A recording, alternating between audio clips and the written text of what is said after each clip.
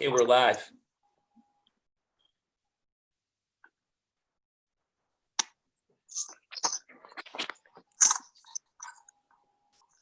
Live.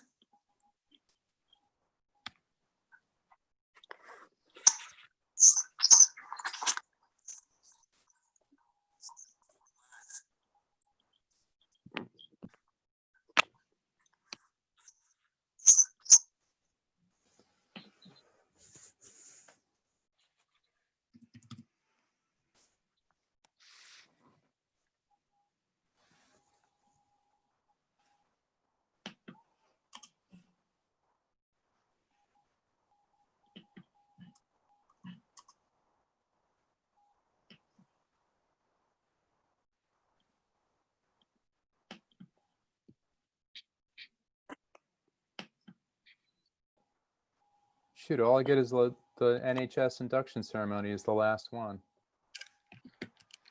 Go back to the home page, okay? So the Mersey home web page or the YouTube Mersey page? The Mersey page. We have, according to this, 28 people watching right now. Jesus. Yeah, your picture's right there, Sean. Great.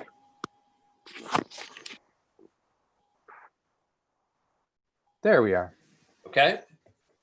Yep, finally up.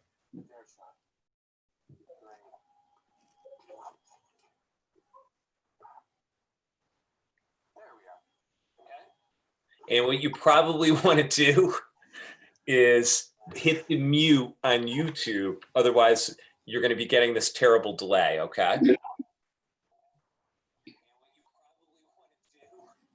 There we go. Yeah. All right. I'm all set up.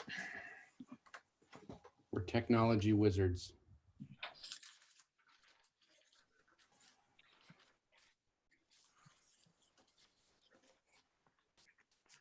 Perfect. Thank you. All right. I think we have all six members, do we not? Dorothy, Vicky, Phil, Carrie, Lee. Yes, we do. Okay. What I'm going to do is I'm going to mute everybody and then just unmute yourself, committee members. Okay. Yep.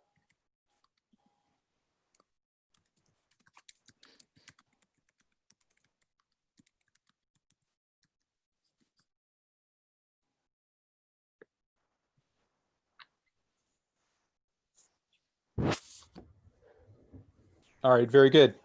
Call to order. Let's go. Call to order at 7:02 p.m., 7:03, just turned 7:03. And the Pledge of Allegiance. Okay, 1 second, please. All right. Here we go. Pledge of Allegiance. To the flag. To the flag of the United States of America. And And to the republic for which it stands, stands, one nation, nation, under under God, God, indivisible, indivisible, with with liberty and justice and for all. justice for all. Very good.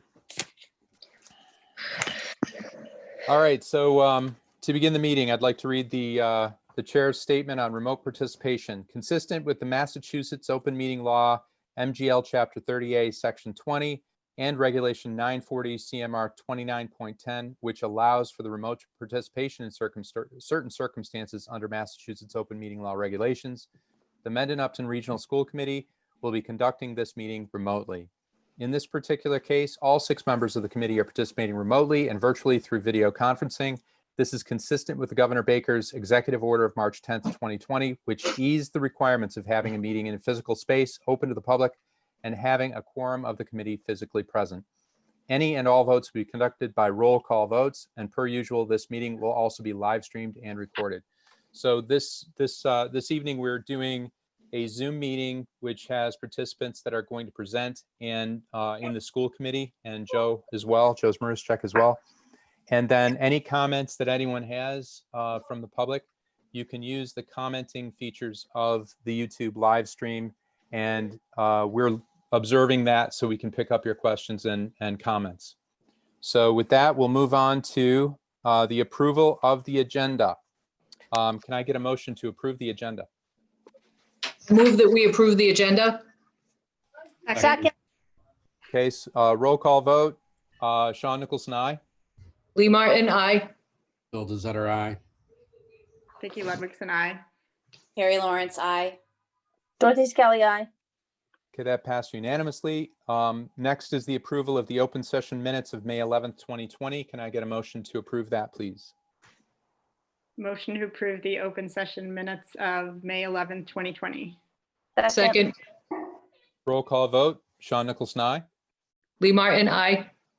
Bill Desotter, aye. Vicki Ludwigson, aye. Carrie Lawrence, aye. Dorothy Skelly, aye. Okay, next is the approval of the executive session minutes of May 11th, 2020. Can I get a motion for that, please? Motion to approve executive session minutes of May 11th, 2020. Second, Roll call vote. Sean Nicholson, aye. Lee Martin, aye. Bill Desotter, aye. Vicki Ludwigson, aye. Carrie Lawrence, aye. Dorothy Skelly, aye. Okay, with those approvals, we'll move on to the superintendent's comments. All right, good evening, everybody. First off, you should have in your packet guidance that was issued within the last couple of weeks with regard to high school graduation ceremonies. I know that when we met 3 weeks ago, John and Marianne presented about the tentative plans for kind of a graduated approach to have a live in-person graduation for the NIPMA class of 2020. As I know, and if you read through the guidance from the Department of Education, I think their plans were completely on the money as far as it's very, very consistent with the guidance. So the good news is the guidance states that live in-person graduation ceremonies will be permissible for Massachusetts high schools July 19th or afterwards, assuming that the current trends of the pandemic as far as the abatement continues. As you can see, if you go through the guidance, it will be a graduation ceremony that definitely will be exercising social distancing precautions, as our game plan, as John and Marianne pointed out in the game plan, that we'd be looking at a graduation to be held on the front football or soccer field with, a multitude of measures, such as the graduates being 6 feet apart from each other, and really the seating on the periphery of the field to be for immediate family members only, in kind of clusters as far as family members, but appropriately separated from non-family members or family members of other students. And it's probably going to be a streamlined event, as you can see in that guidance document. But we're going to watch the data carefully. And if you recall, the graduated approach that they developed were a couple different weekends in July, and then that last possible date of the weekend of August 8th and 9th. And if you recall, the feedback from the seniors was to get some type of semblance of senior celebration events taking place the week prior. So again, as I know, as we progress through this month, and we will continue to look at the benchmarks and the guidance from not only the Department of Public Health, but also our local health board in Upton, we will make a determination of the best of the three proposed dates. But at this point in time, we're really pleased that it looks like a summertime graduation for the class of 2020 will definitely be a viable option. Are there any questions on that? No, just that I'm glad that the kids have a chance to do the graduation. Absolutely. I think we're all very strongly feeling that way. Second thing, again, speaking of DESE, they've recently given some additional guidance. I've taken a few questions here and there regarding MCAS prospects for next year.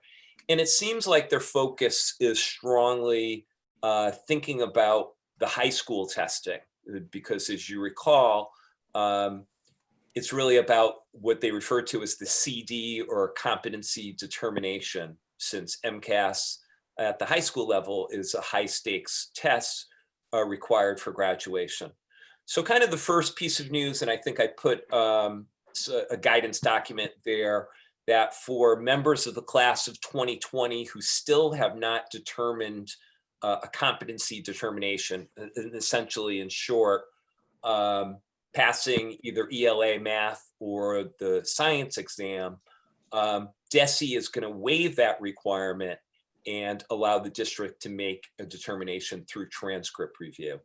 As I know, this is a moot point for NIPMUC because all of our members of the class of 2020 have already earned their CD or have already passed all of the MCAS tests. But something that I do think is noteworthy, and I really hope that this flexibility will be expanded, but for our current freshmen who are taking biology this year, they will not be required to take the biology MCAS in future years. Commissioner Riley just announced that essentially if they pass biology this school year, that will count towards their competency determination for science and technology. He did note that this year's current 10th graders, they're probably looking to reschedule the ELA and mathematics tests to either late fall or early winter of next school year.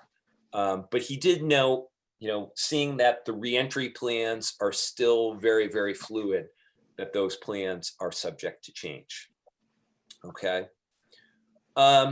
We've also included a third piece is the paperwork that we filed, and it was necessary to file this before June 1st for the provision of something that is known as a 1/12 budget. And 1/12 budget is something that we're probably all going to get to know really well, every single district across the Commonwealth. But this is a tool that has been in place for years, just for regional school districts, in the event that prior to July 1, there is not a settled upon budget by all of the communities that make up a regional school district. So Jay, if you're there, could you touch upon a little bit more as far as the guidance from DESE and why it was necessary to file this? Sure. Hi, everybody. So the 1/12 budget, we've done them in the past. It's not an uncommon thing. Basically, I have to submit the paperwork, and you saw it's basically an Excel sheet where they pre-populate this year's budget. I have to put in next year's budget. But they've already told us that the 1/12 budget will be level funded from FY20. So they'll level fund Chapter 70. They'll level fund the town's assessments. Our district funding isn't really part of that. Now, if by chance both towns approve our certified budget by the end of June, then we won't need the 1/12 budget. If they don't, like, as I said, for example, if Mendon does not pass the override and the school committee has to make a decision on what to do about that, then we would be on that 1/12 budget, but it's going to be level funded. As far as Chapter 70 goes, that's also going to be level funded, and the state is probably going to be running on 1-month budgets themselves until they have a final budget, and there's no real indication of when that's going to be. I mean, in the perfect world, it'll be sometime in July or August, but in the imperfect world, it could be a month after school starts. So we're not going to have any information on that. And once that's done, we then have to revote the budget based on Chapter 70 as it's appropriated in the state budget. So I filed the paperwork last Thursday. I believe we're all set, and we'll see how the town meetings go. So does that mean you continue approving 1/12 budgets every month until they've come up with a budget, or? No, for us, for the towns, it's a one-shot deal. So we have to do this 1/12 budget, and that's going to be, we'll run month after month until the towns approve their assessments part of the budget. Once the towns are done, then we don't need the 1/12 anymore. But the state side, until they have a final budget, they're going to be appropriating all of state aid level funded from FY20. Okay. And there's no indication that the final budget is going to be level funded FY20. Okay. Thank you, Jay. I appreciate that.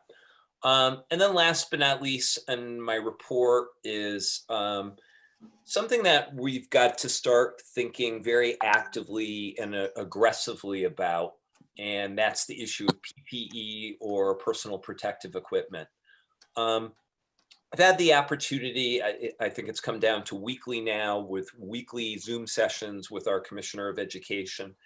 And I think we're going to see probably within the next 2 to 2.5 weeks, some concrete plans regarding reentry. And in fact, DESE has commissioned the former Boston Police Commissioner, Ed Davis, to kind of be the point person working in conjunction with MEMA in mapping out reentry plans for all pre-K through 12 schools across the Commonwealth. And one of the things that they are strongly signaling is we need to get moving on sooner rather than later is the notion of purchasing PPE. They've told us point blank, the requirement will be all of our students and staff will be required to wear masks during the course of the school day. And we will be needing to provide things like no-touch thermometers, hand sanitizing stations, some specialized cleaning equipment, and they've even suggested the installation of thermal scanners as well. So this is something that, unfortunately, the state and according to the Department of Education are not planning on bulk purchasing these items.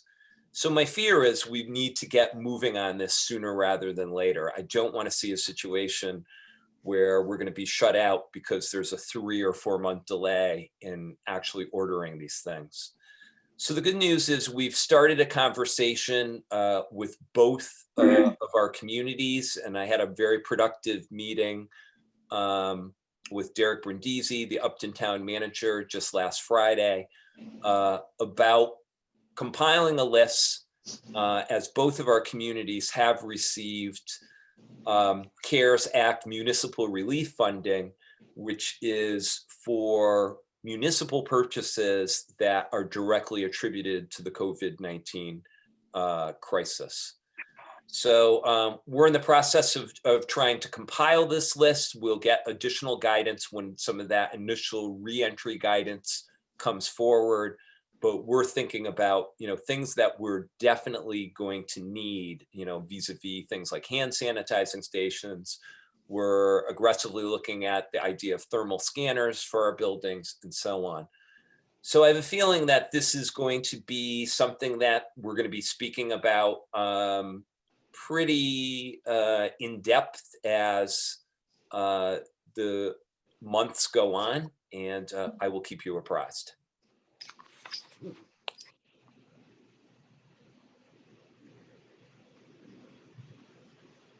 Sean, I think you have to unmute yourself.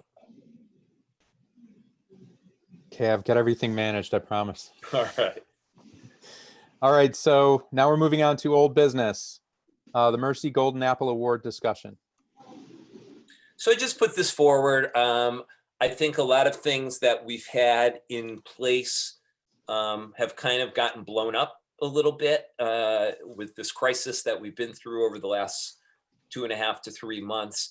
But if you recall, a year ago at this time, we discussed as a committee not doing the Golden Apple Award 2 times a year at the half point and at the end of the year, but only doing it once and increasing the number of awards. Seeing that we now have just about 3 weeks left in the remainder of the school year, I just wanted to put it on everybody's radar screen.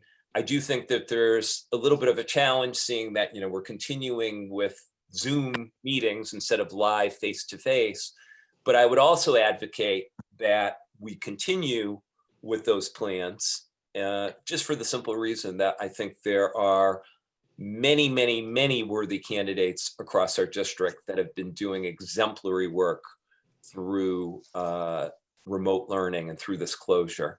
So that would be my recommendation, but I just brought that forward for your discussion. I forgot who we have on the Golden Apple Committee this year.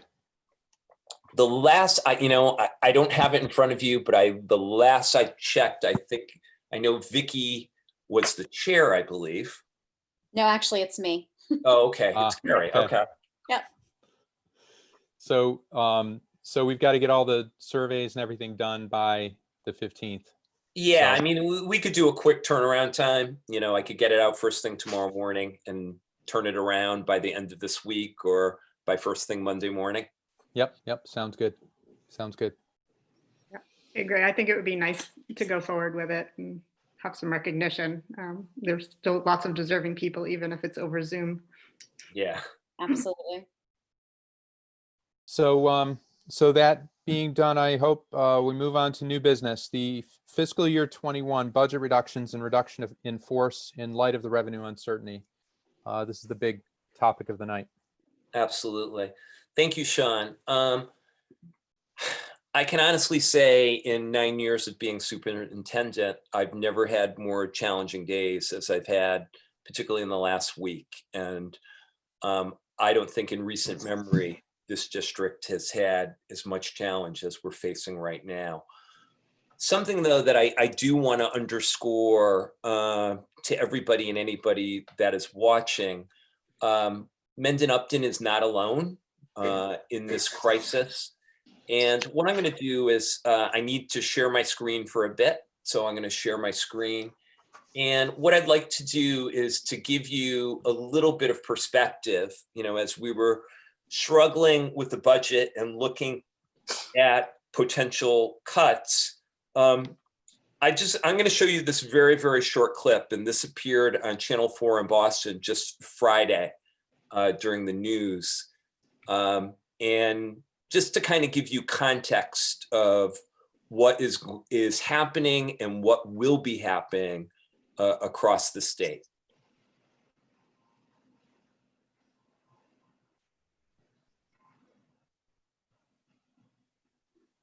The time is to teachers today, and it won't be the only community to make cuts. Schools rely on the state for funding. The Mass Taxpayers Foundation predicts that the state will lose $6 billion because of the pandemic, and it will take us at least 3 years to recover. As WBZ's Enritis Rodriguez shows us, the cuts in schools could be severe. We don't have the numbers yet, but it could be in the tens of thousands. A dire warning from the president of the Massachusetts Teachers Association of the teaching jobs at risk as Brookline Public Schools announces layoff notices went out to educators today. The one certainty that we know is June 15th is the deadline by which these pink slips have to be given out, and that is going to cause incredible disruption of public education. In a letter to parents and staff, school officials say the COVID-19 pandemic has induced a budget crisis in the town of Brookline that will force administrators to cut the 2021 budget by $6.3 million. An internal memo obtained by WBZ revealed hundreds will receive layoff notices, among them all K-12 librarians and all elementary language teachers. We were informed that So that the reason I'm sharing that with you is that just gives you a perspective on the depth and breadth of the issue crisis that exists. And again, we are not Brookline. We are remarkably different from Brookline in many, many ways. But literally, when you're talking about 200 teachers being laid off from one district, it's extreme. So what I'd like to do is I'd like to talk about the present crisis that we have, some measures that have been taken, and hopefully get a sense of what some of the solutions are. So for some folks that might be watching this and do not have a perspective and just kind of following this along, the original amount of the Mendon-Upton Regional School District's budget was very significant, $38,961,160. That was certified by the school committee on Monday, March 9th. That literally was the Monday before we went out on the COVID crossing. That budget was a level services budget that had some really key strategic investments in it. And if you recall, some really key pieces around social emotional learning, things like school psychologists and additional special education support, which really are strongly needed across the district. And keep in mind that budget that was certified back on March 9th was really a very, very strong forward-thinking budget, but because of a multitude of issues with expenditures, but also in some revenue streams, would have required a Proposition 2.5 operational override in both Upton and Mendon. And it was estimated that the Upton override would have been about 1.4 million, and in Mendon would have been about 1.1 million. So some substantial overrides that are in the ballpark of the override requests, the last override request back in 2015, 5 years ago.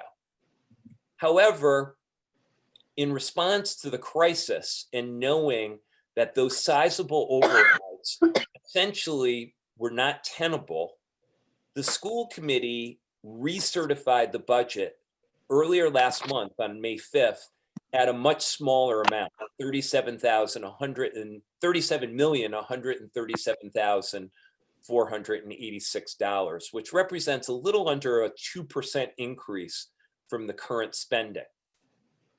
Now, keep in mind that this recertified budget is strictly level services.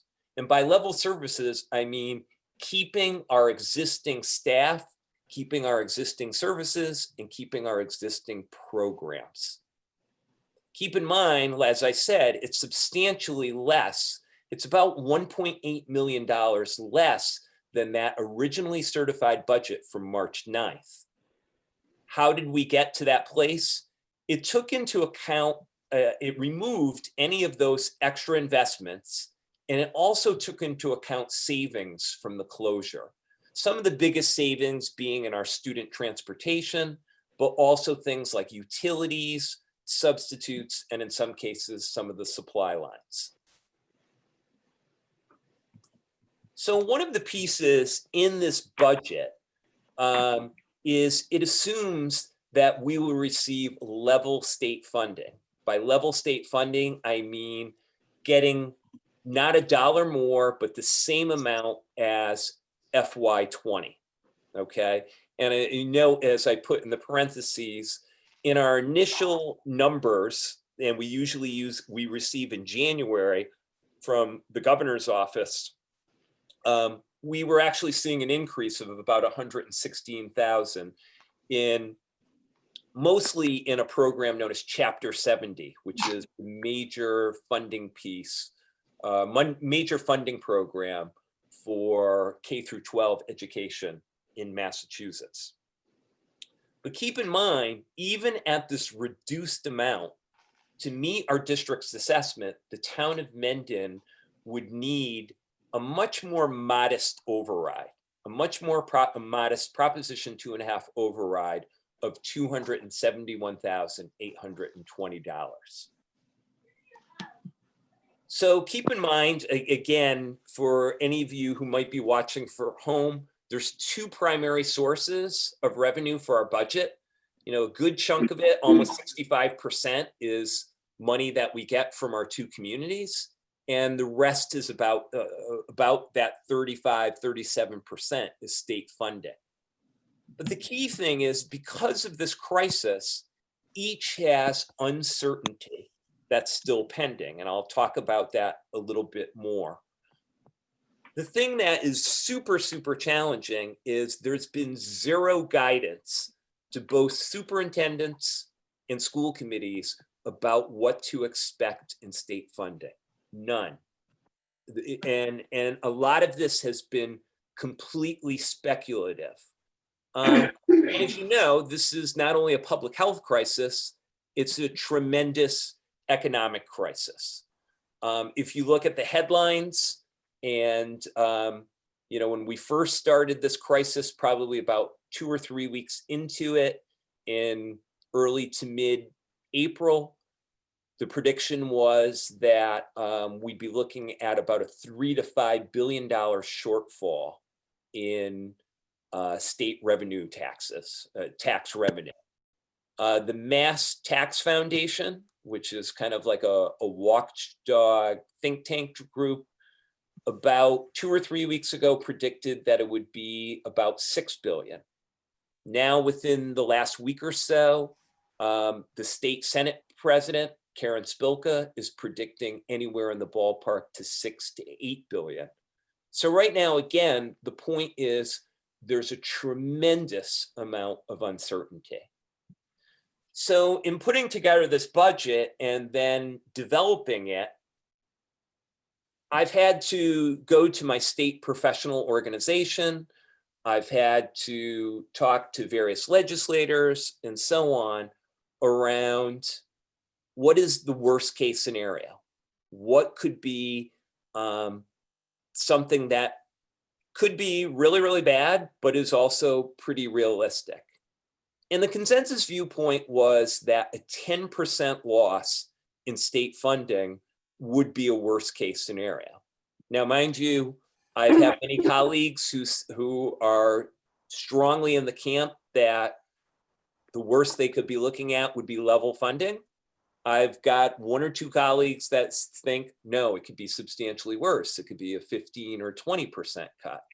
But the general consensus was that the worst case scenario is a 10% cut.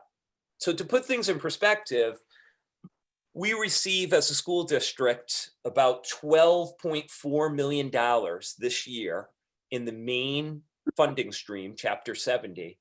So a 10% cut in that would be about $1.24 million. Our second strand of major funding is something known as regional transportation reimbursement, and we receive about $1.1 million. So a 10% cut in that would be 1.1 million. So as you can see, it's pretty substantial. A 10% cut in state funding would represent about $1.3 million of loss. Secondly, and actually you can see there as the third line, the failure of the Mendon override. The Mendon override is $271,000 roughly. However, everything is always proportional in our 2 communities. So when you would match that amount with Upton share, a negative outcome on that override would result in about $527,000 less in funding for the district. So when you take all of these pieces of potential bad news, it comes out to be a little under 1.9 million in potential less funding for the district, less funding than this year, what would happen in a worst case scenario. So I think it's very, very important to point that out.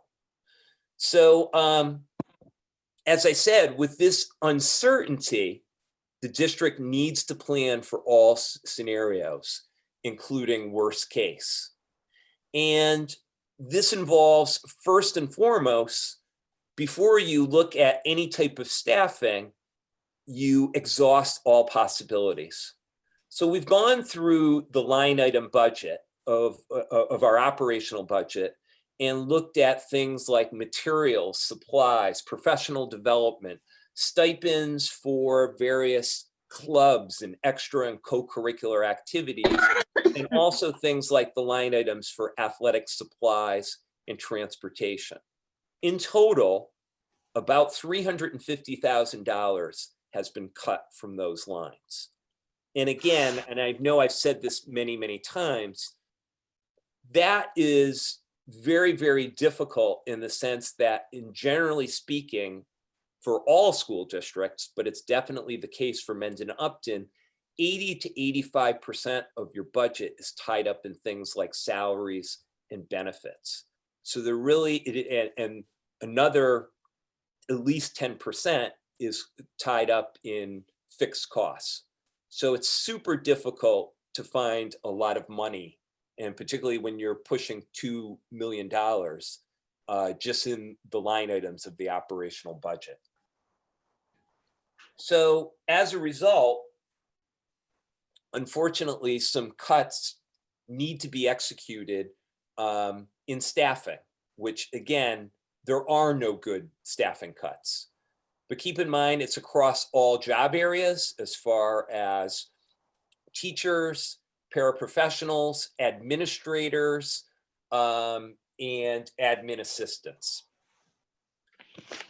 Keep in mind, again, I do not want to give a layoff notice to anybody, but per contract, notification for teachers must be on or before June 1st, which is today.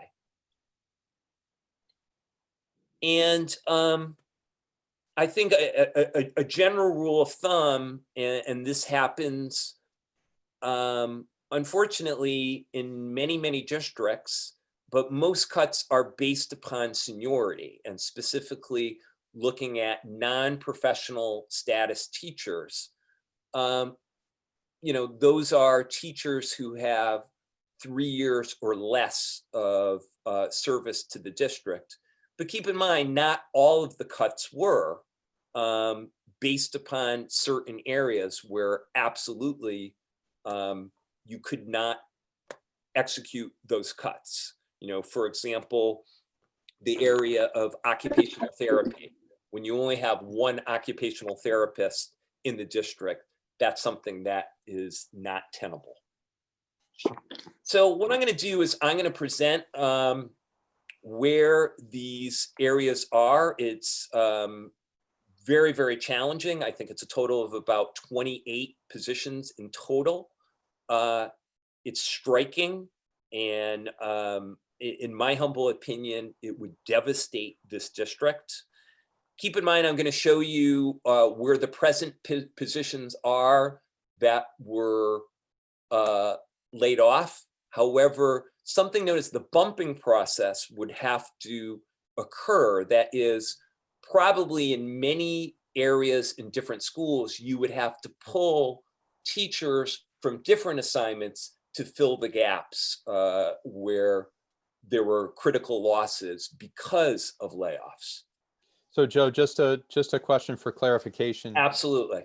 So just to repeat what you said, you're planning for the worst case scenario.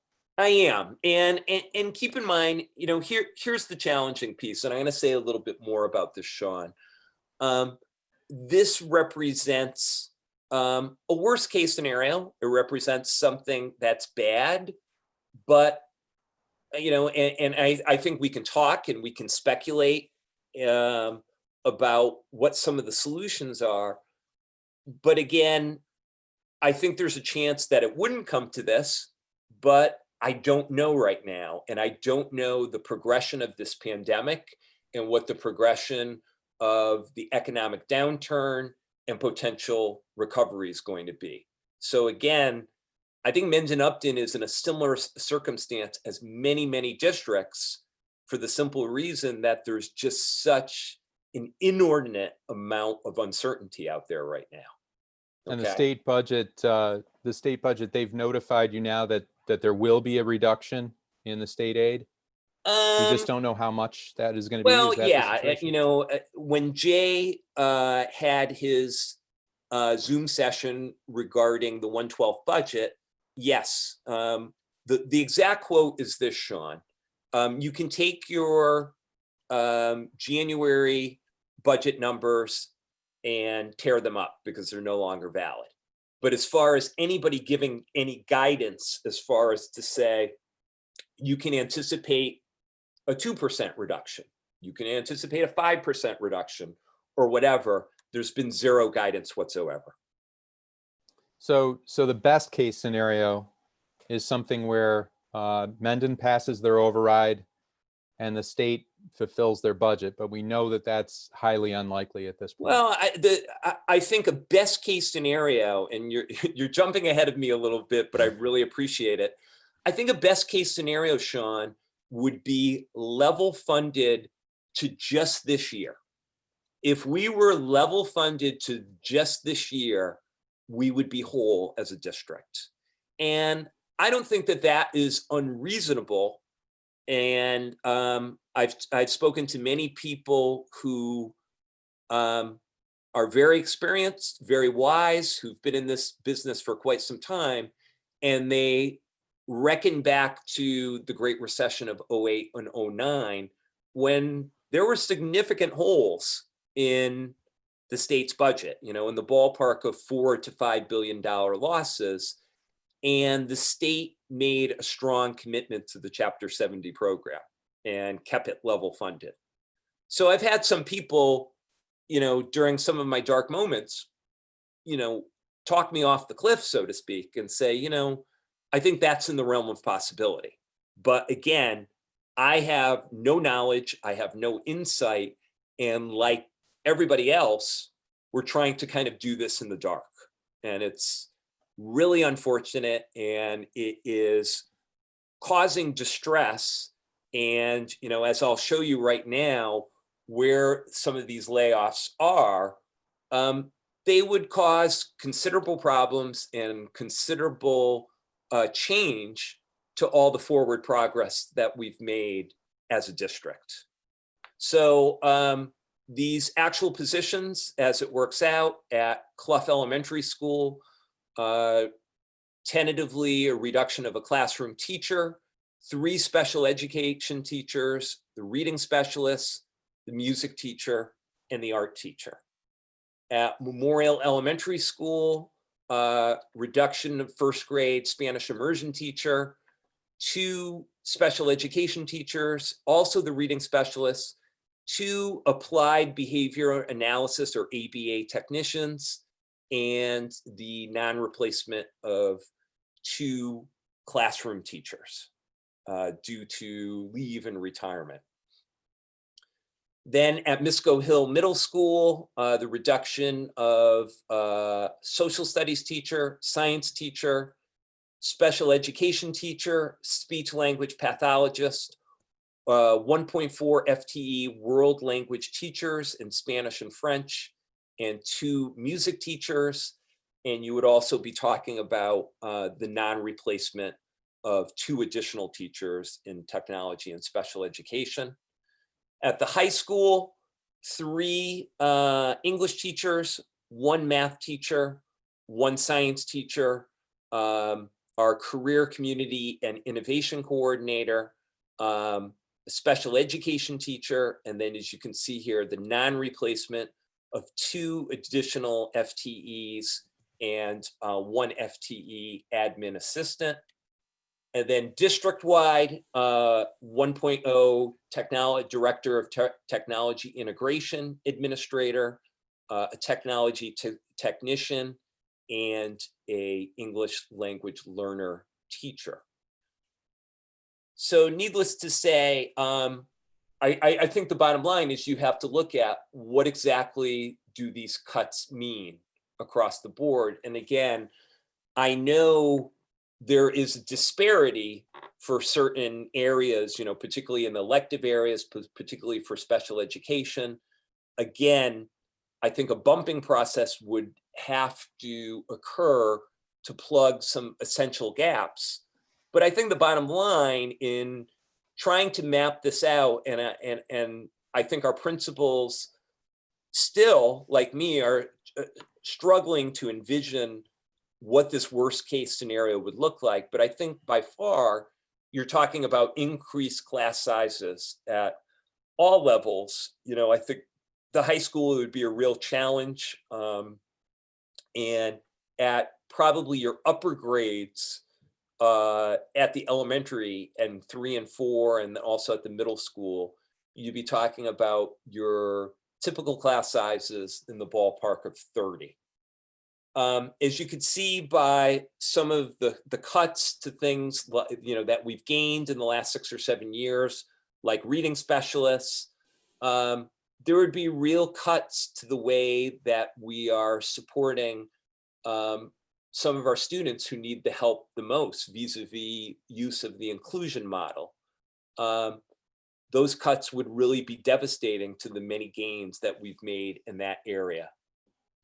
I think in looking at the cuts to the high school, you would probably have to make some adjustments to the schedule, where we would keep the 7-period framework where 5 meet on a daily basis, but students would only be able to access 6, and we would have to implement study halls for our students in lieu of an extra elective. And as I said, again, speaking about the electives, if you have less elective area teachers, then you're offering less of those electives, the class sizes go up, and particularly at Nipmuc, where we're very, very blessed that in even the academic areas, you know, things like science, where we offer classes like forensics, we offer classes like engineering and so on. I think those classes would be very, very challenged to run as well. Additionally, because of some of those cuts to some of the stipend positions for various extra and co-curricular activities, some of those opportunities would probably diminish for our students, particularly at MISCO and the high school. And I think, unfortunately, in looking at cutting athletic supplies and particularly transportation, we would kind of go back to the future in increasing our user fees for students accessing various sports, probably in the ballpark of about $400 per sport. So needless to say, again, you kind of got a little ahead of me, Sean, but I view this as the worst case scenario. But again, there's a certain amount of uncertainty, but plain and simple, when you're talking about having to cut nearly $2 million out of the budget, all of these cuts are unacceptable, they're painful, and to say that they will devastate the quality of education for students is probably an understatement. And again, the progress that we've made over the last 5 to 7 to 8 years in our programs, in our services, would be completely lost.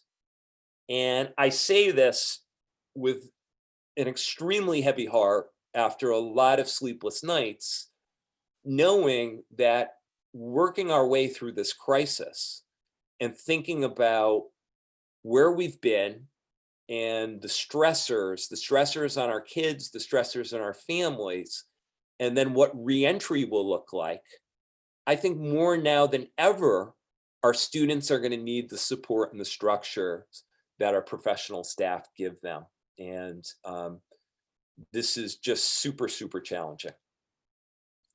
So there's 2 timelines that have been shared, and one is very simple and it's obvious. That whole piece around the local assessment, which is probably about 30% of our uncertainty, is the Mendon piece, where a week from tomorrow on June 9th is the town election, where that $271,000 override is going to be voted upon. The ballots are available via mail, but there will also be an election per usual at MISCO, using obviously appropriate social distancing and appropriate sanitizing. And then the way a Prop 2.5 override works, it has to be approved not only at the ballot, but also during the town meeting. And that town meeting will be on June 29th. So that's the local piece. That's 30% of our uncertainty. But again, the state piece, the state funding piece, we've been told the best case scenario for the release of our state budget figures will probably be late July and quite possibly later. So we still have, unfortunately, that uncertainty hanging out there. So again, quite simply, the thing that we can control, that is in our domain of control, is the critical need to vote on both June 9th and June 29th. I've had the opportunity to speak to our staff en masse, but also a lot of individual staff members and, some various parents and community members. I do think that they're corresponding with our legislative representation in our two communities. As I told you, anecdotally, and factually, actually, there has been a strong historical commitment to the Chapter 70 program, that even in very, very difficult times, our legislature values the role of education and holds it sacred and holds it harmless. And I can't think of a time where it needs support more than now. And then, as you probably know, if you have been following the news, within the last 2 weeks, the Congress, our House of Representatives, did approve a $3 trillion rescue package, the fourth stimulus package known as the HEROES Act. And contained within this would be $1 trillion to backfill state and local budgets. And again, I do think that there is going to be significant pressure on the Senate to do something. But again, I think we're all cognizant of the dysfunction and gridlock that exists in Washington. And again, this is another piece of the puzzle around uncertainty. So it's super, super challenging. So I think the bottom line, and where I'll leave things, is I think us as a district and the school committee really must start talking about concrete plans and next steps in which, what do we do if there is a gap in funding, that the override is not successful, or some of these worst case scenarios as far as 10% cuts do come to fruition. I strongly believe, and I would advocate, that every single tool that is at the committee's disposal should be used, because this could be something that is devastating as far as the quality of education that we will be providing for the children of Mendon and Upton. So that's where we are. I wish it was a completely different picture. I think any cuts that we've made are, to say the least, devastating. They're unfortunate, but we also have to honor timelines. We have to honor process. And that is essentially the situation that we're in at present time. All right, any questions from the committee?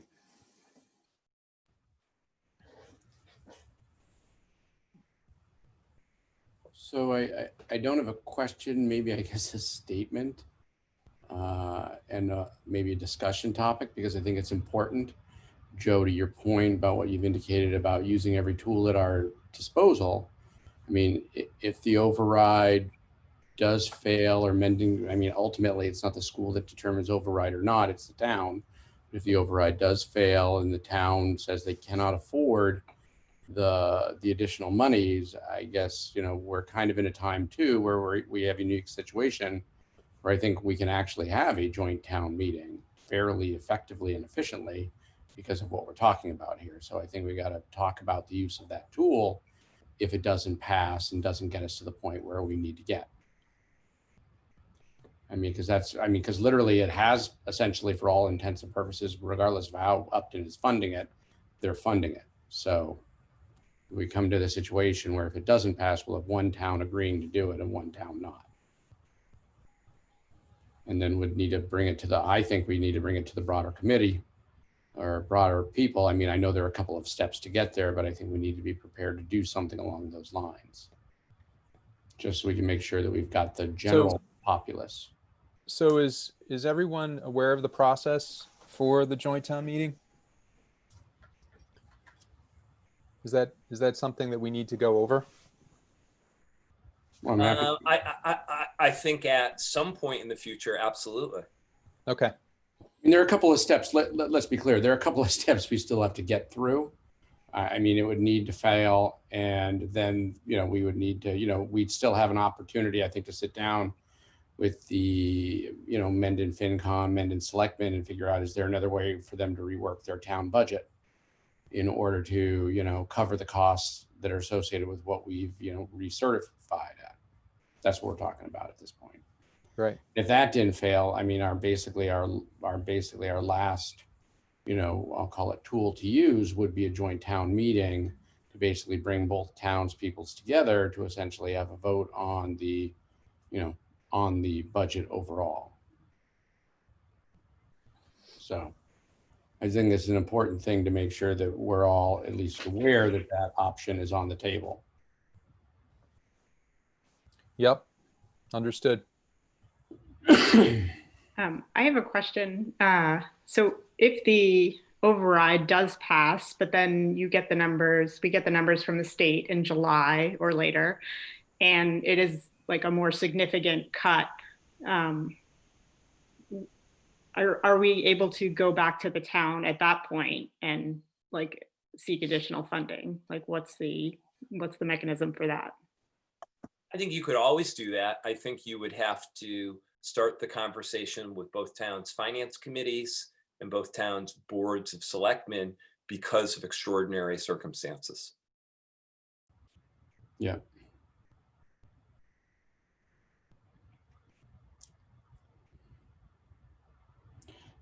I think that'll become another, to what you said, Vicky, I think that'd be another step we could potentially take depending on what happens and where we come in at, you know, with the state Chapter 70 cuts. I think the interesting thing too, you know, if you look at last year to this year, you know, the state, the state increased Chapter 70 by 8.3%. We didn't actually see a dime of that.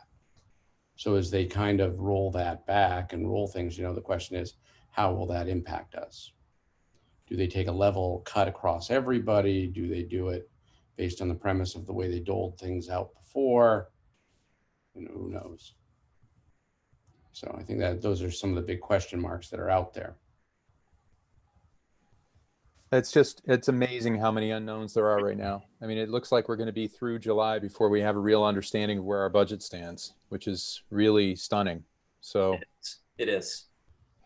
And, I think the shocking and stunning thing that I fully anticipate between now and the 15th is probably thousands of teachers across the Commonwealth being laid off. And I think it's a very different context from community to community. There are some communities that have very strong rainy day funds.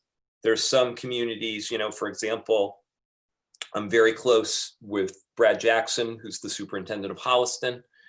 And Brad told me, I don't have this concern right now because I have an agreement with the town manager that, should there be a real challenge with Chapter 70, the town would make up that gap. And, unfortunately, in our context of our communities, we don't have that luxury. There is not a lot of margin for error. And to kind of go back to my very first slide, when I talked about the original budget and everything that we were shooting for that were level services, plus some real key things for students, again, I don't think we're asking for luxury items here when you're talking about things like school psychologists. It was going to require a substantial override, So I think right now this is about survival. This is about holding on to what we have and maintaining what we have in a super, super challenging time. I think the other, I would agree with what you're saying. I think one of the other areas, and, Jay, you know this better than I do, but I know right now we have a stabilization fund that we've shifted capital kind of funding into. I don't know if we have the ability to reclassify some of our other spending from capital perspective and potentially lighten the impact here as more of a, So the approval we got from the two towns to set that account up, it has to be used for capital expenditures. We don't really have a lot of capital expenditures except major renovation projects, things like boilers, roofs, those kinds of things. Mhm. You know, I don't know. I suppose theoretically you could say that PPE material is a capital expense and charge those to that account or use some of those funds if necessary. But I think it's minimal. I mean, we've got some other bigger challenges with the buildings themselves, obviously. You know, I think I've talked to you about it before. We've only got one boiler working at Clough right now, and that's a permanent situation until we replace it. We've got issues at Nipmuc as well. So we can't neglect, you know, the facilities themselves at the same time. I mean, it's just a big pyramid of stuff, you know. No, I totally get that. I'm just asking the question from the ability to offset maybe some of the maintenance funding that's there, things like that, and depending on what we have to do. So, but I know that that's, you know, a constant moving target from, you know, the last 9 years of experience. You know, you have no idea what you're going to have. I mean, last year we had no idea we were going to have the, you know, the bacteria and all the stuff in the friggin' boilers. So, you know, you never know what's going to crop up. So, but I do think it's important that we hold the line from a certification perspective on where we're at. And I think, Vicki, to your point, I think it's good to go back to the towns and start the conversation from the standpoint of if the state does cut certain things, you know, can we work with the towns from the standpoint of, you know, their rainy day funds, because we actually don't hold those real rainy day funds. Those are held within the towns.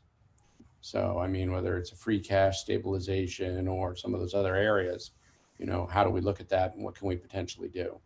It's at least a conversation we can start to look at. I appreciate the work that you're doing, Jay, and with the town to understand where grants and things can be obtained for things like PPE and any kind of mitigation we can get for the money we need to spend on the future as well.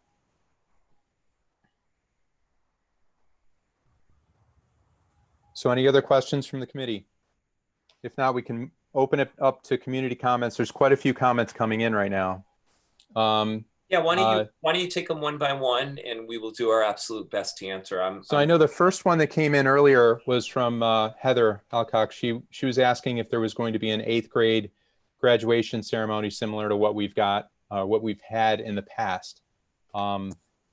So I think the plans that are in place are to do it as a virtual ceremony. So I think what you're seeing is, I know I'm preparing in the next week or two to tape my speech. I know Mrs. Mannion has taped her speech as well. So I think the game plan is to do that as a virtual ceremony on the last day on June 19th. Okay, so let's go through these questions. There's one from Andrew. What percentage of special education teachers will be cut throughout the entire district? That's a great question, Andrew.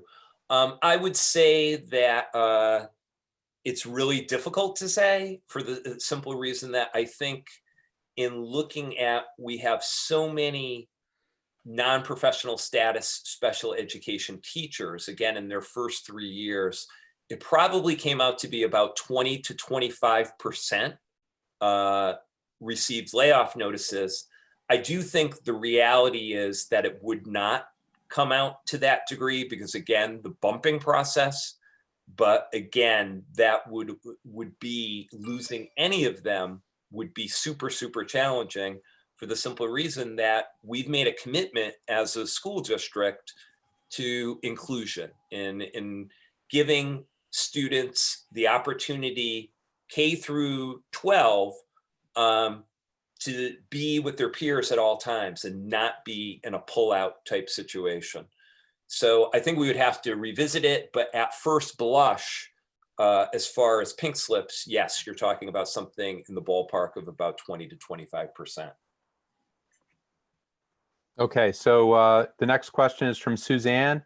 Were any upper level staff positions considered? I take it she means for being let go. Mm-hmm. I'm wondering why we wouldn't consider positions that don't directly impact our children. Sure. Yeah. Good question, Suzanne. Um, a couple things that I want to say here. First of all, as a district, and I'd be happy to share the data. We are administratively lean. We're an admin team of 11 members, and you specifically mentioned assistant superintendent and additional principal at Nipmuc. First, the simple one. If you're referring to our two co-principals at Nipmuc Regional High School, keep in mind they have the title of co-principal, but there is no assistant principal. So that decision was made 2-3 years ago, really to promote and recognize the outstanding work that Marianne Moran, who then was assistant principal, was doing and continues to do. So, again, you're talking for a school of 650 students, you have 2 administrators. So really, per se, is not an additional principal. I do also want to say our assistant superintendent, Dr. Maureen Cohen, continues to do an outstanding work in the sense that she is in charge of all of our curriculum development, is in charge of really all of our professional development and really pushing our professional practices, but also on a pragmatic level, writes and manages all of our entitlement, but also competitive grants. So I had the opportunity before the COVID closure back in January and February, highlighting some of the outstanding competitive grants vis-a-vis things like Project Lead the Way and so on, that Maureen really was the author behind, along with Dave Quinn, our Director of Technology Integration. So she is an invaluable member of the admin team. And I would beg to differ as far as cutting that position and somebody organizing our professional practices, organizing our curriculum, but also having a direct impact on additional funding that the district is able to bring in. So yes, there is an administrative cut in this, but keep in mind, we already are very much lean administratively. The next question is from Rebecca. I understand the SOA monies remain uncertain. Should those be reinstated, and how much was MERSD slated to receive originally? All right, Rebecca, I can answer this one real quick. The Mendon-Upton Regional School District was slated to receive 0. SOA, which stands for Student Opportunity Act, really was targeted toward urban and urban ring, otherwise known as gateway communities. So Mendon-Upton was not receiving anything, but some of our neighbors like Milford was getting an additional $6 million. Worcester was getting something in the ballpark of an additional $20 million, I believe. So one of the conventional wisdom is that the SOA program will be DOA with this severe revenue shortfall. But again, along that line, my fear is that in coming up with some type of compromise, that perhaps the SOA districts will not be cut or will be cut less than non-SOA districts. Again, it's part of the uncertainty. Okay, and Katie asks, is Upton's support of the budget contingent on the Mendon override as it has been in the past when we both had overrides? And yes. Yeah, because Katie, they go hand in hand because there always has to be a proportional match between our two communities. And the split is essentially 45-55. So 45% of our funding, our local funding, comes from Mendon, 55% comes from Upton. So if we were to lose a portion from Mendon, we get that 55% proportional loss also from Upton. The two always have to go hands in hand. And that's where the discussion that Phil brought up was about in the joint town meeting process. So Heather asks, the number of special education cuts are astonishing. I agree there needs to be a prioritization of direct teaching positions over administrative positions. It's more of a statement, but I think you already addressed that, Joe. Amy asks, how can we cut classroom teachers if CDC is recommending 10 to 12 max kids in a physical setting with one adult? These were today's guidelines published for summer camps and programs. I don't know, Amy, I don't disagree. Again, I think it is going to be remarkably challenging. I don't know what the guidelines are going to be as far as to incorporate social distancing. Will we have half of our students in the building at one given time? Will we have 2/3? I honestly don't know what it's going to look like, but I could not agree with you more that if we start to push our class size upwards, it could be in a situation where it could be virtually impossible to do social distancing successful. And it kind of speaks to my point earlier, more now than ever, we need these positions, we need programs and services for students. Yeah, it comes, if we're going to do something like half of the children in school at any given time, then that would increase our transportation costs, wouldn't it, Joe? I mean, this is like a lot of costs we're not even considering right now. Correct. All right, so next question from Heather. Given the number of special education teachers cut, how will the district support the number of IEPs? Yeah, Heather, I think when push comes to shove, again, I go back to my point around bumping, where you would have to look at other licensure, other certifications. We have many teachers that not only have their classroom teacher licensure, but they also have special education.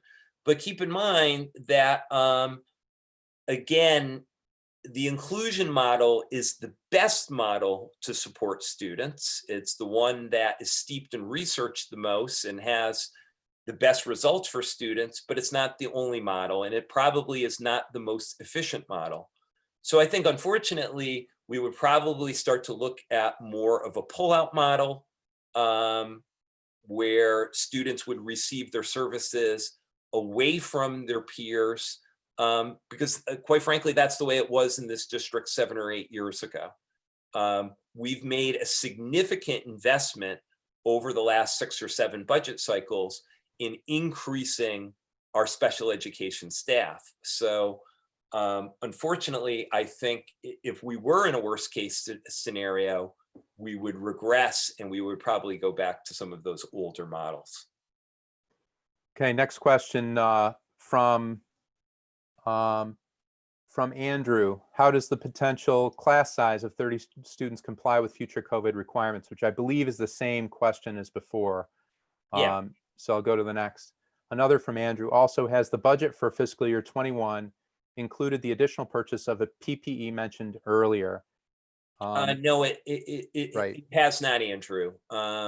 We have not received any guidance. You know, again, the guidance that we've received literally as of last week has been strictly verbal. We're anticipating getting something more concrete we were told between June 15th and June 20th that would talk about some of the specs for PPE. I love this question from Christine. How do we help influence Chapter 70 funding? Have you been in contact with Mr. Fatman and other state reps? Sure. I think, and Christine, that's a great question. I plan on sending out, I've done this for staff, a couple different template emails. I can honestly say our representatives that we have at our area for the town of Mendon, we have Representative Brian Murray and Senator Ryan Fatman. For Upton, we have Representative David Moradian and Senator Mike Moore. All 4 of them get it. They're good people. They're very supportive of education. I think, reaching out to them and even in email, I found that either them personally or their staffs, they're very responsive. They get it. They understand. But I think, reaching out to them directly, there is something that's formulaic about it. They and their staffs realize that for every parent or community member that contacts them, that represents a certain percentage of the population. So I'd strongly recommend that. Okay, so next question from Elizabeth. Special education teachers are legally connected to students' individualized education plans. I think that means that we'd have trouble letting a special education teacher go. I think that's what was implied with that question. I don't know anything about that, Joe. No, I see that as more of a statement, and special education teachers are legally bound to deliver specialized instruction per what's detailed in a student's plan. Another question from Elizabeth, also out of district tuition cost is 1.7 million, keeping confidentiality. How many students are out of district? Are these out of district placements showing success for these students based upon data? So Elizabeth, at present time, we have 31 students. I think the youngest is in grade 3 all the way to plus 18 program out of district. Our student support services director, Dennis Todd, also serves, again, part of having a lean administration, also serves as our out of district coordinator and has substantial responsibility keeping track of these students and keeping track of their academic and social emotional success. And yes, we have substantial success with these students in providing them exactly what they need. A question from Beth. In the private sector, there have been salary cuts by job grade, no 401k matches, rolling furloughs. Was something like this considered rather than cutting teachers? So I imagine that means rolling furloughs for teachers, I think is what Beth is trying to say. Yeah, Beth, the public sector obviously is very dramatically different than the private sector. Anything that is put in place is subject to the collective bargaining process. Another question from Beth. What are the towns doing to bring in industry to bring more revenue into the towns, I believe, which is probably a question for the towns. Yeah. I mean, I but have that is an excellent question. But that's probably above my pay grade. Yes, but it is in the school committee's discussion. Yes. So we are actively recommending those steps in the town, but the right forum for that is probably in the town meeting. But yes, that's a great question, Beth. And then another one from John. Would we not consider selling some of the town property or other non-productive assets that are idle to generate cash to meet some of the interim challenges? This is a temporary challenge, correct? And I think that's essentially the same answer. I think that's a town business subject. Suzanne has a question. I just lost my train here. I'm reading it right now. It's are you? Okay. Could there potentially be more cuts depending on what the state finally commits to? That's a good question. That's a really difficult question, Suzanne. In choosing a 10% number, I am doing my absolute best at an educated guess. Is something in the realm of 15 or 20% plausible or possible?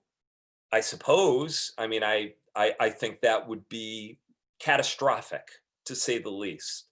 And again, based upon advice from people I have a lot of faith in, I think a 10% is probably a worst case scenario. But again, I think, with the progression of this pandemic and the progression of an opening and how quick we can get back to as what's referred to as the new normal is really dependent upon what happens.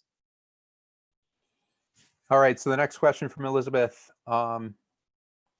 Least restrictive inclusion is actually the law. I think that's a comment relative to what you were talking about with reduced special education staff, Joe.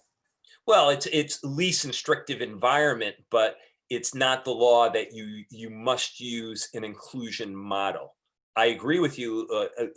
Inclusion overwhelmingly speaks to least restrictive practice. Absolutely. And then Heather, due to cuts, could school accreditation be at risk? If so, what would that mean for high schoolers looking to go to college? So that's a great question. And I think the very, very last item that we have, Sean, is correspondence that we recently got from NEASC, or the New England Association of Schools and Colleges, over a cut that was executed last year with regard to the library and media specialist position. You know, I do have concerns about our accreditation status. I think there is the local issue, and I think, you know, I think it comes down to this, Heather, that NEASC, the accreditation agency, looks for the effort that is made locally by the community to appropriately fund its schools. So I think we've got to be cognizant about, as communities, are we doing our absolute best that is reasonable? Okay. Something like a catastrophic event like pandemic is going to apply not only to Mendon-Upton, it's going to apply to many other school districts across the 6-state region that NEASC works in.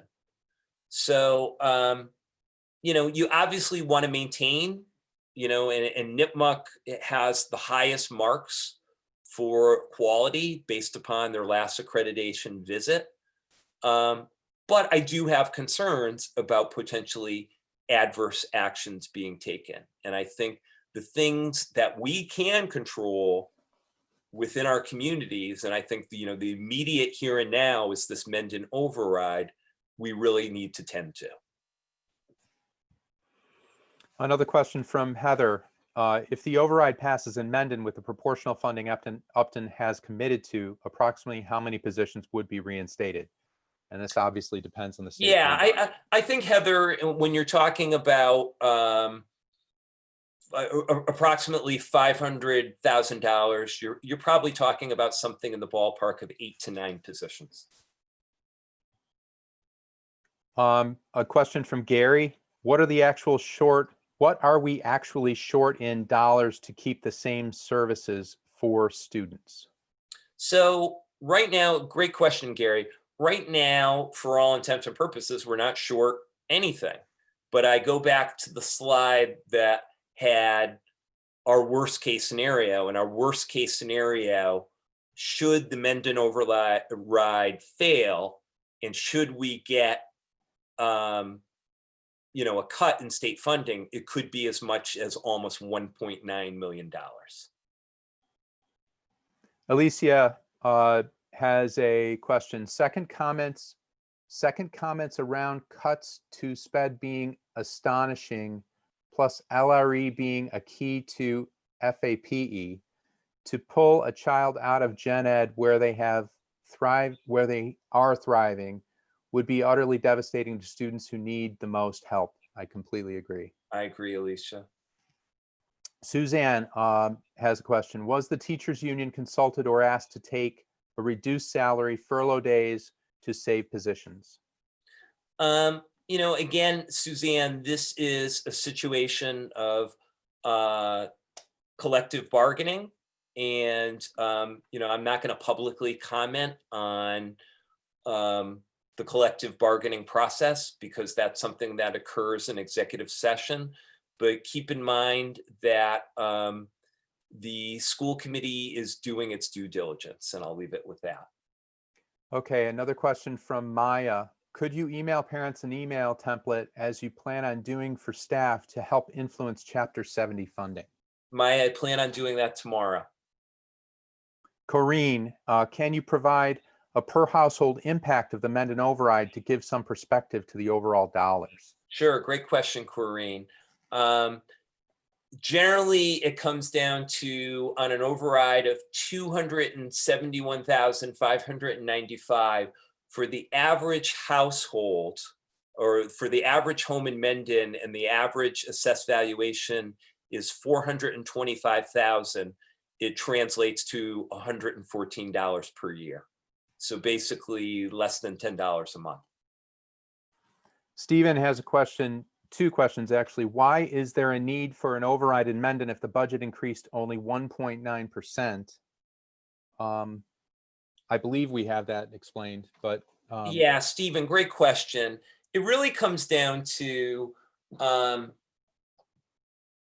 now that we are in the ballpark and have been in the ballpark for quite some time of, you know, budgets in excess of $30 million per year, it becomes a real challenge that the two towns, because of a limited tax base and a tax base that is overwhelming residential. We're talking in both of our communities, it's over, it's in the ballpark of 95% of all tax dollars come from homeowners.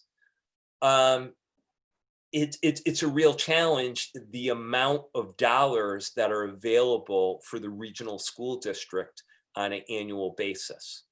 So if you think about it, on an annual basis, the increase that is available for the regional school district and kind of splitting between municipal and town from our both communities is usually something in the ballpark of maybe about $550,000 to $600,000 additional per year.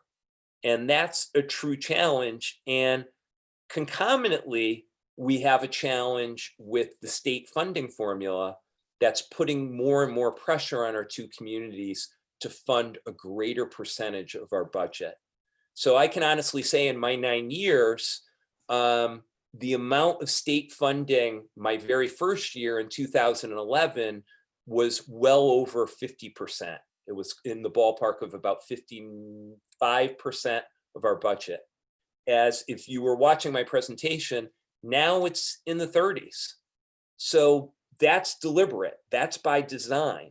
So as a result, we're getting less and less in state funding, and it's putting more and more pressure on our two towns to fund.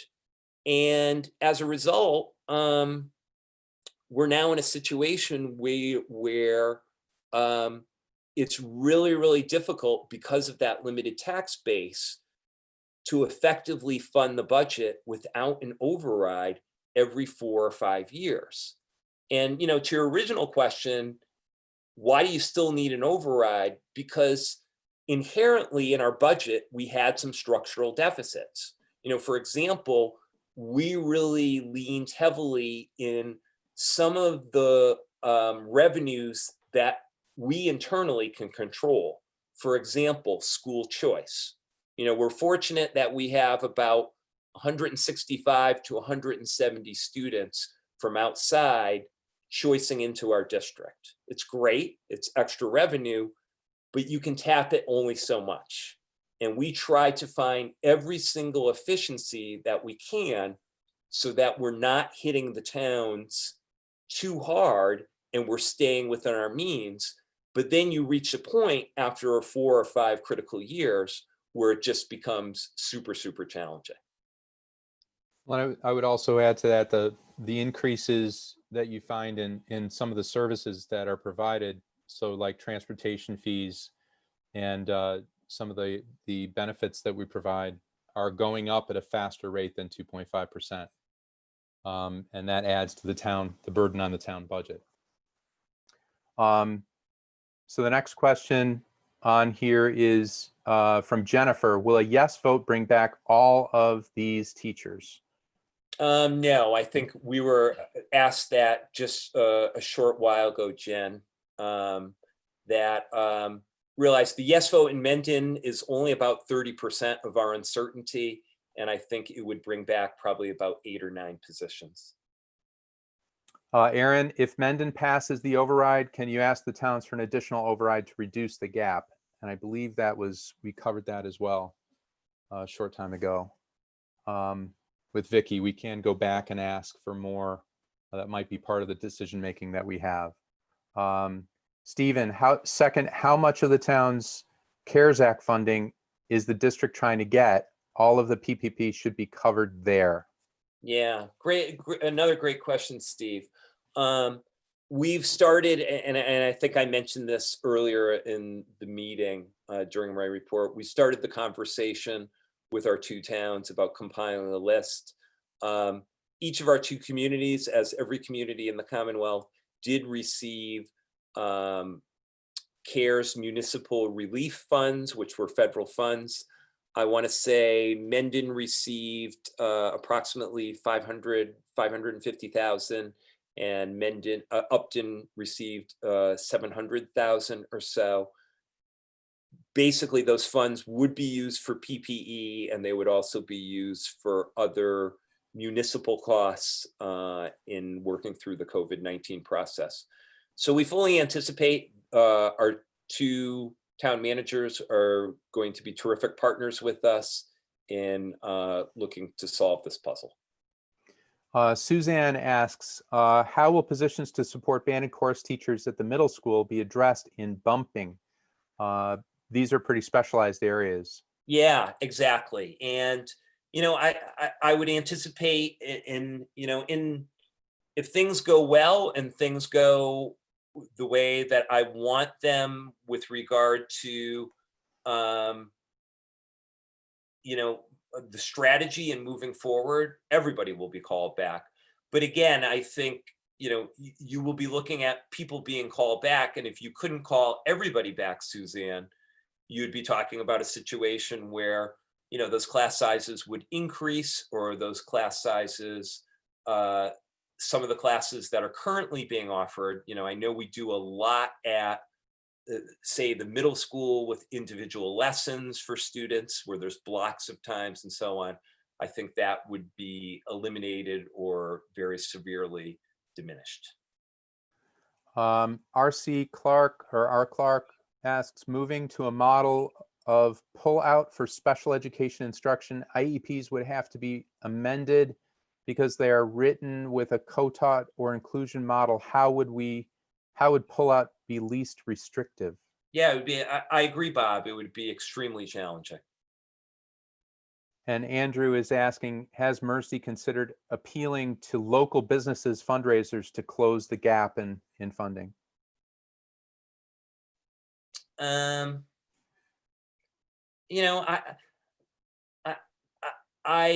agree, and I think potentially we need outside of the box type thinking, and I applaud that question, and I applaud that type of thinking. But I also know, after 30 years of working as a teacher, a principal, and now as superintendent, sometimes it's about depth and breadth. And, again, we're talking about a substantial gap.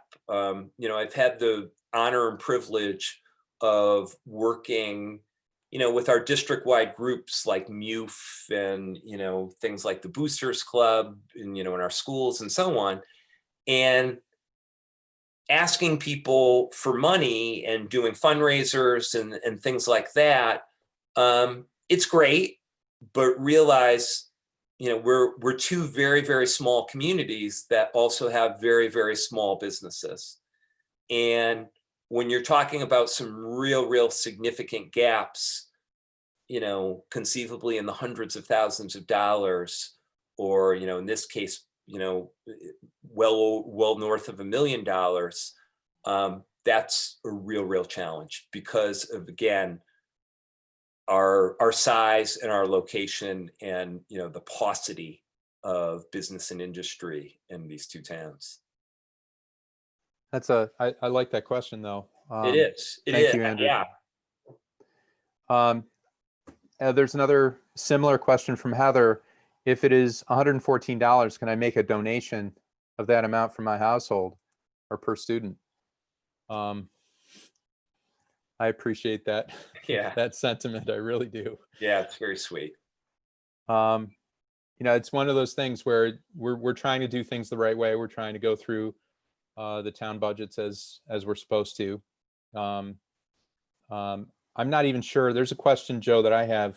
How would you treat dollars that are donated to the school from, let's say, a business or a third party?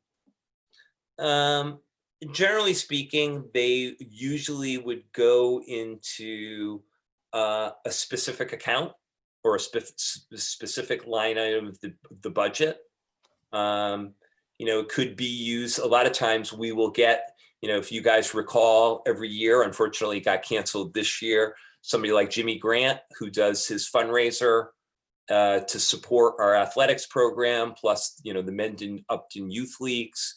Usually when we get those donations, it goes directly to that earmarked athletic line. So we would handle it that way. I think just speaking for myself, I think a priority on voting is probably the most important thing right now. And then we'll go to the next step as we need to. Yeah. Could I?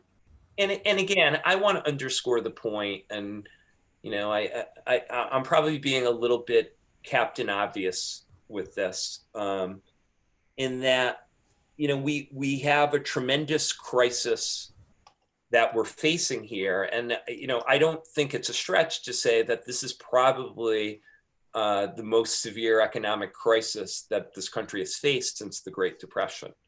I'm fully anticipating our unemployment numbers to continue going north. But I think if it's any time for our community to really pull together and figure it out, this is the time. And, I think it starts a week from tomorrow on June 9th. Let's try to solve at least part of this puzzle that we can solve locally. And that 30% piece we can solve, at least initially, within the town of Mendon. Could I just add just one other quick thing? I think it's important to know, because the donations, the other pieces, Joe, I'll echo what you're saying. The most impact that our parents and our teachers and others can have is truly through the ballot box and voting and participating in the town meeting to make sure that the voices are heard from the town by the finance committee and the selectmen in both towns. And they understand that there is a large group of people that view this as an incredibly important thing to them.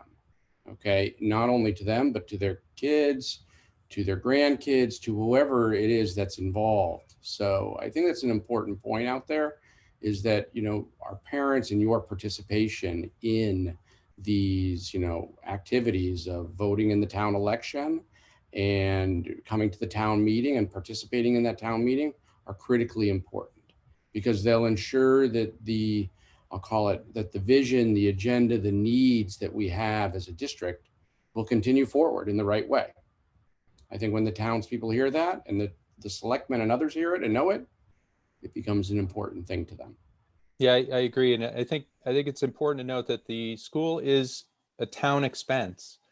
And there have been some structures set up, at least within Mendon, to handle things like donations of money to make sure people can pay the taxes necessary to support the schools. Mm-hmm. So like the tax aid committee that we've got set up in Mendon does precisely that. So I think we have to be smart about what we do, and paying attention to the voting booth is the right thing to do at this point. Okay, we've got a few more messages coming in. We want to make sure we're cognizant of time here, but we'll take a couple of more. Wanda asks, is the teachers union considering furloughs or pay cuts versus layoffs? When will we know, and when we can plan for that? I think, Joe, we already said that that's subject to collective bargaining, and we can't really mention too much about that. Mm-hmm. Gary asks, would donations be tax deductible? I think this is speculation at this point, but Yeah, I would hope so. yeah, they are. And then Elizabeth asks, last time I checked, we're a nonprofit organization. and Elizabeth is also making comments to the same effect. So a lot of very well-meaning people out there. Thank you very much. But let's pay attention to the voting booth. That's the most important thing. Get your friends out to vote. Understand the crisis that we're in right now. We need your support at the voting booth. So with that, why don't we move on to correspondence? So again, this kind of came up earlier in the context of one question. You should have in your packet a correspondence from Fran Kennedy, who's the Associate Director of the Commission on Public Schools of NEASC, our accreditation agency. And it's kind of the direct response to the substantive change report that was filed last summer. And realize this kind of all played out pre-COVID, where it was confirmed by NIPMUC that our originally certified FY21 budget did include the provision of that certified library media specialist. So again, this is problematic with the recertified budget because the recertified budget does not have that targeted investment to refill that position. However, as I said, I think in the near future and as we emerge from this crisis, that's a need that we're going to have to address. Very good. So any other matters not anticipated by the committee within 48 hours of the posted meeting? Anybody have anything? Seeing none, our future agenda items will be updates relative to the fall reentry on the June 22nd meeting. I believe we've got some changeovers due as well. And with that, we're going to roll call to executive session pursuant to MGL Chapter 30A, Section 21A, exemption number 3, to discuss strategy with respect to negotiations with the district's labor associations, because doing so in open meeting would have a detrimental effect on the bargaining position of the committee. The committee will not return to open session. So this requires a roll call vote. Sean Nicholson, aye. Lee Martin, aye. Bill Desutter, aye. Vicki Ludwigson, aye. Mary Lawrence, aye. Dorothy Scalia, aye. Okay, very good. So we're going to go to open session. Please feel free to write us a note or comments, all of you out there observing the meeting, and we will see you next meeting. Thank you.